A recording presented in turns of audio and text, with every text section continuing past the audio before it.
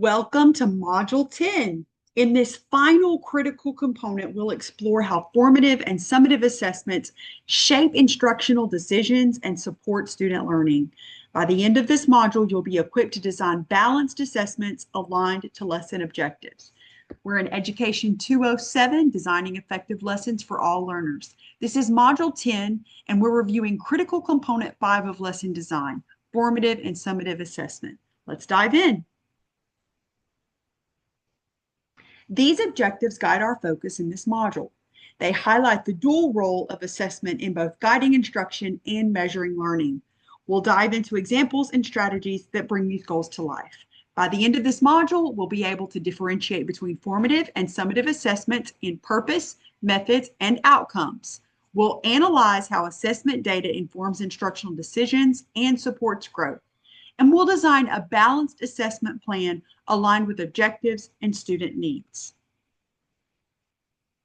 Assessment isn't just a grading tool, it's a roadmap. Used well, it helps both students and teachers understand where they are and what they need to grow. Assessment matters because it drives instruction and informs learning. It provides timely feedback, which leads to greater student growth. Alignment with learning goals ensures validity and purpose. And so that's why assessment matters. Formative assessments happen during instruction. They're low stakes and flexible, and they offer immediate insight into student understanding. Formative assessments are ongoing and informal. They guide real-time instructional decisions. And some examples include exit tickets, think, pair, share, quick writes, and even informal Q&As conducted by the teacher. So look at the formative assessment cycle on the right. Teachers gather evidence during the learning process. They examine student progress.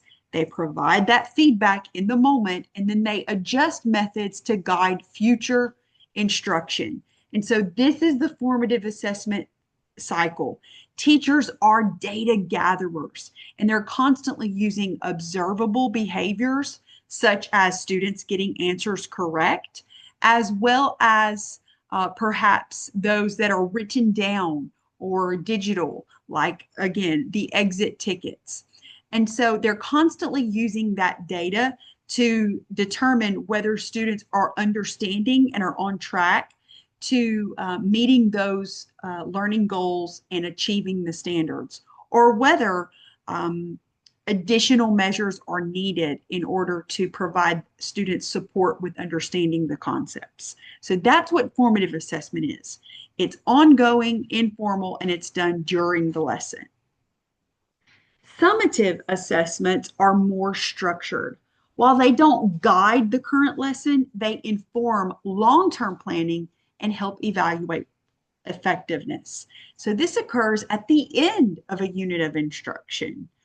It measures mastery of the objectives. So this is after students have been taught, they've had an opportunity to practice, and they've been provided with formative feedback.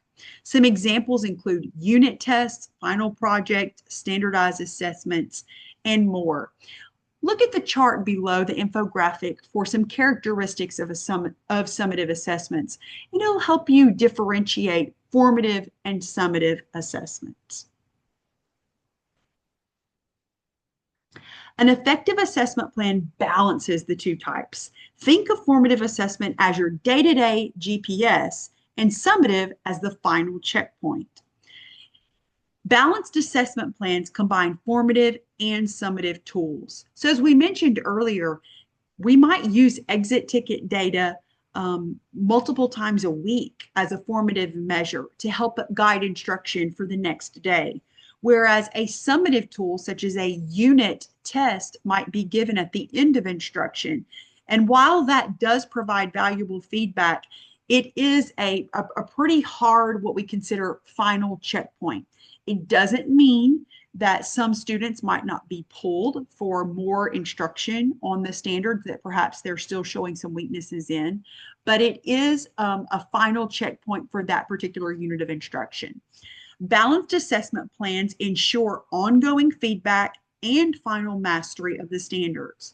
And balanced assessment plans support differentiation based on student performance. So as I mentioned before, formative feedback is automatically differentiated, but summative feedback, again, while it is that final checkpoint, some students may be pulled so that they can have additional teaching or supports with standards that are just a bit more challenging for them, or they might need more practice with.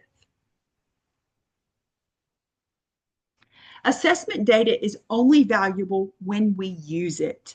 It should directly impact what happens next in instruction, and it should be shared with students to guide their efforts too. So using assessment data helps us identify learning gaps and instructional needs. It helps us know how to group and regroup students, and it helps provide feedback that is both actionable and specific. So for example, if we are not using exit ticket data every time we collect it, if we aren't actually using it to guide instruction, we're simply going through the motions, and it is not going to be valuable to help us identify learner needs and move the needle forward on stronger student outcomes.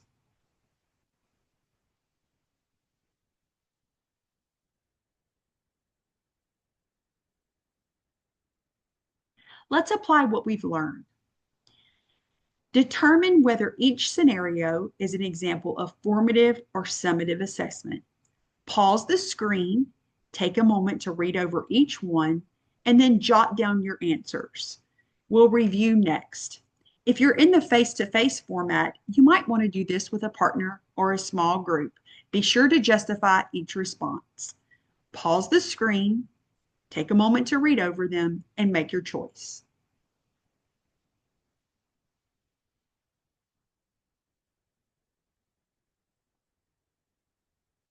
All right, let's check in. How did you do? Notice how formative assessments are embedded into instruction, while summative ones conclude a unit. The key is how and when the information is used. So number one is formative. Let's take a look at it. A 5-question quiz after a mini lesson. This is formative because it provides immediate feedback on recent instruction. Number two, a weekly journal reflection reviewed by the teacher. This is formative. It's an informal reflection tool used during the learning process.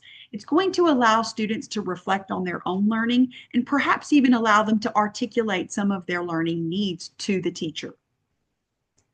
Number three, a final project on animal habitats. Number three is summative. This is a cumulative project assessing end-of-unit knowledge. This, of course, would be something that would have been done after we had already taught and reviewed all about animal habitats.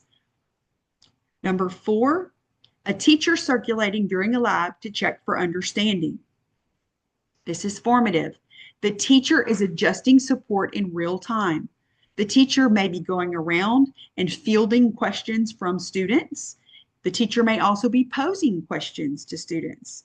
The teacher may also be just simply listening into their conversation to see areas in which maybe the whole class needs some additional support, or maybe just one or two students have some misconceptions.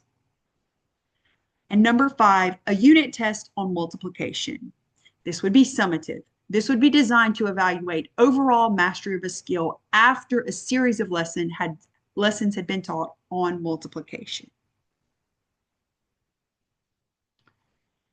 So here are our key takeaways. Strong assessment practices include both formative and summative tools. Assessment informs instruction, supports student growth, and ensures accountability. Alignment with objectives is essential for meaningful evaluation.